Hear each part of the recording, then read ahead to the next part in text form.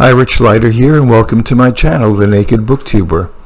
So today I wanted to play the devil's advocate and talk a little bit in defense of art forgers and art forgery.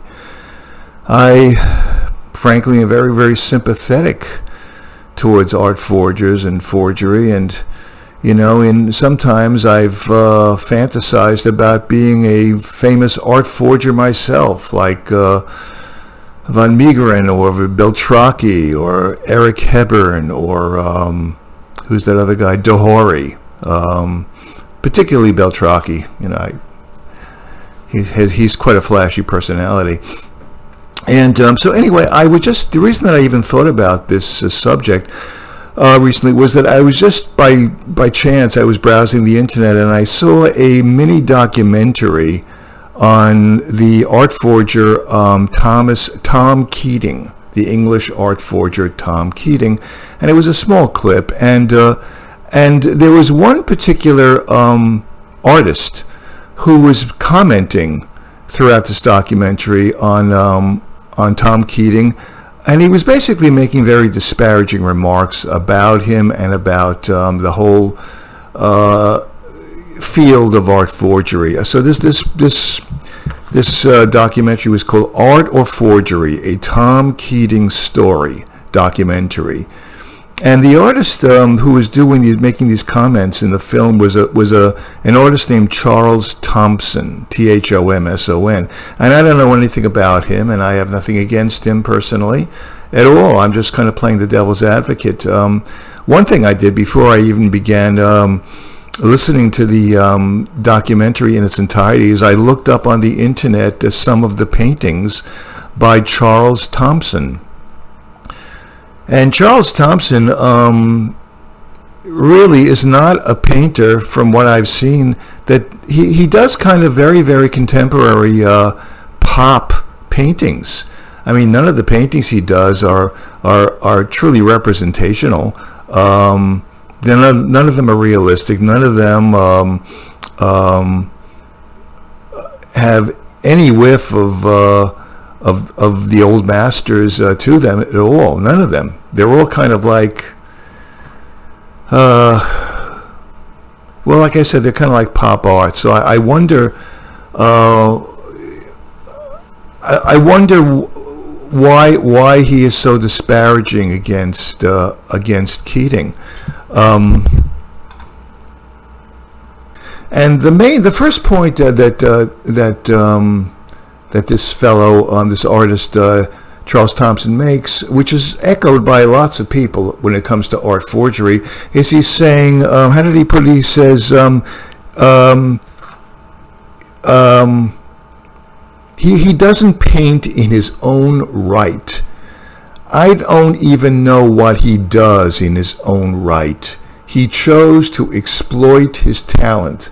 So in other words, he's acknowledging that Tom Keating had a certain amount of talent, but he never did anything original, his own paintings. First of all, that's factually not correct.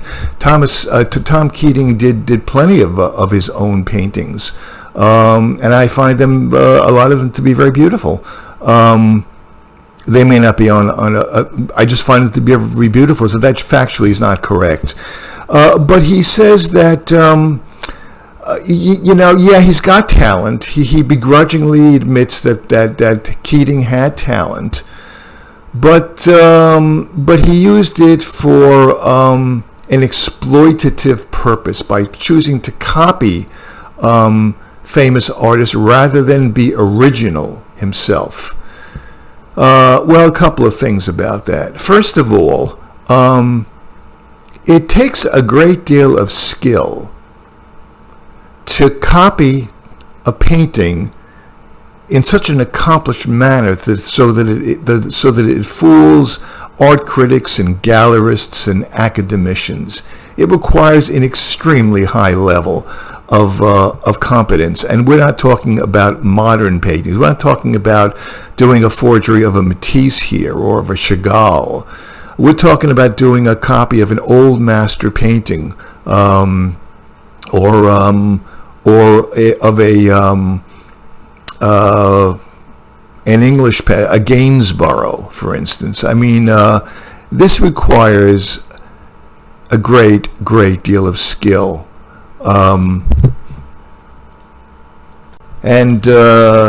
This artist, Charles Thompson, says, I mean, you know, lots of people, he says, can copy paintings. He says, hey, even I have taken a stab at copying a painting or two. So he kind of minimizes it or belittles the whole notion. He downplays the extreme amount of skill which is required to pull this off successfully. I mean, no doubt Charles Thompson has tried to copy a few paintings. What paintings did he try to copy? Did he try to copy some old master paintings? And how well did they turn out? I mean, I've tried to copy lots of paintings and they suck. They turn out terribly. I thought I would try to copy some Modigliani paintings. I thought, hey, Modigliani, he's so stylized, I should be able to pull that off. I couldn't even pull that off convincingly. I mean, I don't consider De Hori to be a particularly good forger of Modigliani paintings, but even De Hori is a hell of a lot better than I am when it comes to trying to copy a Modigliani. And by the way, when I say art forgery and copy, I am referring, you know, nowadays, or for a while now, art forgers don't literally copy an existing masterpiece. They will create a painting that is in the style of that artist. So Tom Keating didn't actually copy a painting that's already hanging in the Louvre or in the National Gallery. He would copy something in the style of that person. And that is quite a feat to accomplish. So I don't know how successful this artist Charles Thompson was in his copies that he claimed to do. So I wouldn't be so cavalier about dismissing the abilities that one to successfully paint a picture in the style of a master. Another thing is that he seems to say the same thing that a lot of people have always say when it comes, not a lot of people, a lot of art critics and gallerists and academicians say. The most obvious rebuff they give to art forgers is that, well, he wasn't being original. He chose to hide his originality. Well, you know, this is a very slippery subject, originality. You know, the fact that somebody is original does not necessarily mean that they are a good artist. You know, I mean, back in the day, in the Renaissance, art was not looked upon in the same way, obviously, that it is today.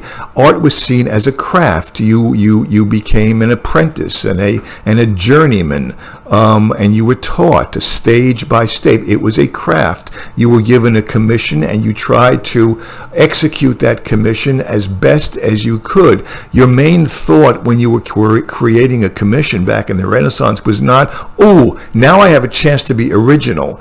Their main focus was on trying to give the client what they wanted. It just so happens that some of these painters in the Renaissance were geniuses, and what they did do happened to be original. But that is not always the main thought. That's kind of been lost in the main goal. That's been lost in the shuffle. So originality in and of itself is not the hallmark of an artist. I would even go a step further than that. This is not an original thought, but I've heard this. I've heard this several times from several different sources, that many of what we consider to be masterpieces were created by artists who merely wished to not be original, but to simply copy as best as they could a painter they admired. They tried to copy it, and they failed to do so. And we mistake their failing to having done so as the mark of their originality. If you would ask the artist about that particular painting, they would say, no, I didn't quite get it right. I didn't copy this artist as I wanted to. Nowadays, we just say, hey, well, look how original he was. So what is original to us may have actually been a failing to the artists themselves, and which we misconstrue as originality. So originality as being a form of error. There's that aspect to originality as well. There's another thing also. He makes it seem as if he's very disrespectful to Tom Keating, and as an art forger, he should have done original work. He says at one point, he acknowledges that he had some talent. Charles Thompson, he acknowledges that kind of begrudgingly, but he does do it. But he says maybe if he had kept on working long enough, he would have been recognized on his own. And I'm telling you something, I think that is such a cliche. Yeah, when hell freezes over, Tom Keating would have been recognized for his own original artwork. I mean, that is such a cop-out to say that. You could say that about a million very talented artists. The fact that the world is full of talented, brilliant artists who do their own work, who are not forgers, who remain unknown and go into the dustbin of history. They're not even in the dustbin; they were never even known to begin with. So when he says, well, maybe if he did, yeah, maybe the sun won't rise in the east in the morning also. That's a very, very not well thought out comment that he made. That's a comment. That's like saying to somebody who's been working in a factory at Ford for 25 years and he's fired on the spot, because they have to make some budget cuts, and his boss says, well, don't worry, you should be able to get a job fine, just apply yourself. It's very easy for you to say that, for the manager to say that. But as we all know, people who have had any experience in life, it's very doubtful that such a person who was fired will find a satisfactory job. Just as it's extremely doubtful that anyone who how does he put it, if he just carried on working for long enough, that he will be recognized. Yet when hell freezes over. Okay, that's what I think of that comment. And something else? Here's another thought I had about this whole notion of art forgery. Listen, some people happen to be blessed and gifted as extremely talented art forgers. It's just what they do. It's their one special gift. It's nothing to be ashamed of.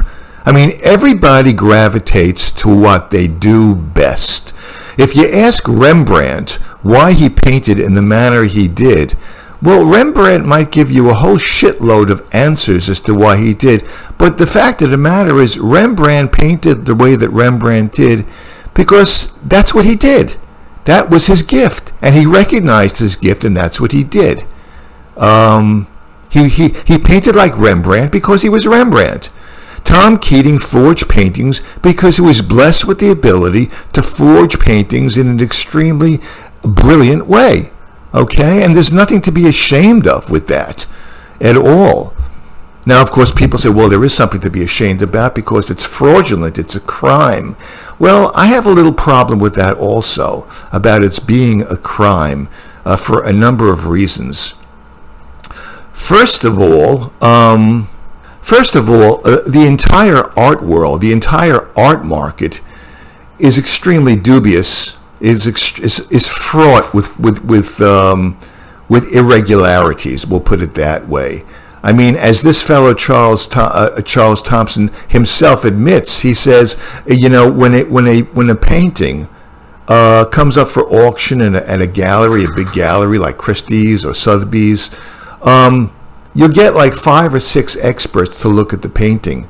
And if 5 of the experts say fake, and if the 6th one says original, not fake, the auction house will go with the one who said not fake with a clear conscience and try to sell it for as much money as they possibly can. Now, to me, that is certainly unethical and immoral, and possibly criminal. A perfect example of this is the whole Salvador Mundo fiasco. Now, there were which sold for $450 million.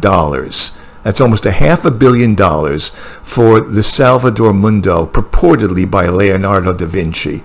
Well, as it turns out, there were a great number of, not a great number, I mean, say out of 12 or 13 art critics or academicians or experts on Leonardo who examined the painting, there was great division as to whether this was an actual Leonardo, whether it was from the school of Leonardo, whether Leonardo even touched the painting.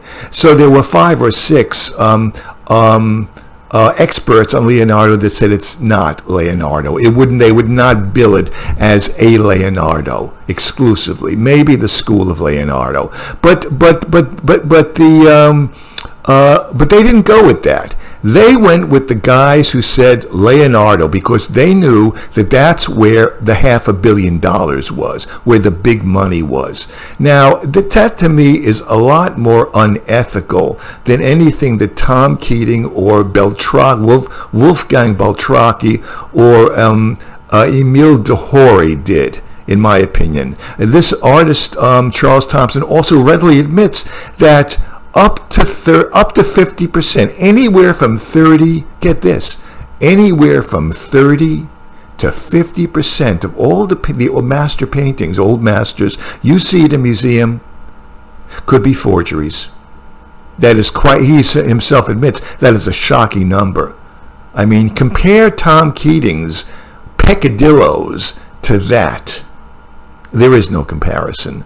So, in terms of its being a crime, I think that we're being a little bit hypocritical and harshly in our judgment of art forgers, good art forgers, great art forgers. Of course, there's the obvious reason why art critics and academicians and so on speak so disparagingly about good art forgers is because it shows the incompetence of the experts.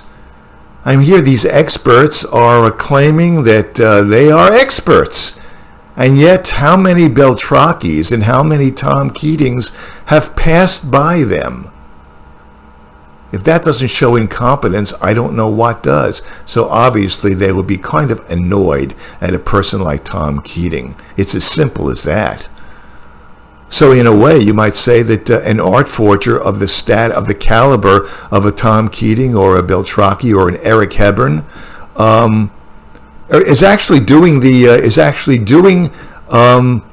art world and the general public a favor in showing us, in warning us to cast a jaundiced eye on the opinions of the so-called experts.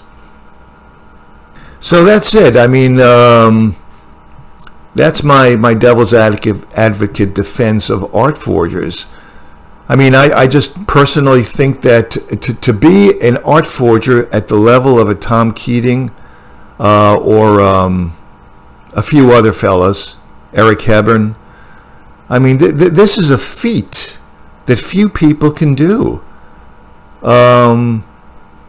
Yeah, it's true that they're not being, they are being original. They're actually creating something in the style of an artist. That's kind of original. That requires a lot of thought and a lot of skill in its own right to compose the pictures. It's extraordinary. It would be analogous to a pianist playing a piece of music. Yeah, I mean, a lot of classical pianists, all they're really doing is playing the notes, you know. They're not really being original. That's a whole different question. Some of them give their own original interpretations of Chopin or Beethoven or Schubert or Liszt. Some of them do, for sure. So in that particular sense, I suppose they're being original. But how is one to know the ones that are being original from the ones that are merely brilliant technicians and are playing the pieces in a technically brilliant way? That's a feat all of its own. I mean, to be able to play Liszt's piano sonata is a feat. It's not something to be scoffed at. And if you can play it convincingly with your own interpretation and pull it off, well, so much the better for you. So it's okay for us to have Chopin competitions year after year after year, and everyone plays the same Chopin repertoire. We never tire of that. But somehow, if you're an artist and you paint a picture in the style of a certain master, we immediately look down upon that, and we shouldn't. We shouldn't. And as a matter of fact, we don't. I mean, a lot of these art forgers like Beltracchi are kind of seen like superstars, as I think they rightly should. They're kind of like rock stars. And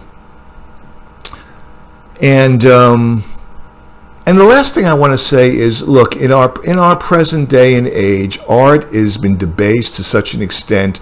The people nowadays who buy old master paintings are extremely wealthy people who know nothing about art, who simply buy an old master painting the way you would buy a hot stock.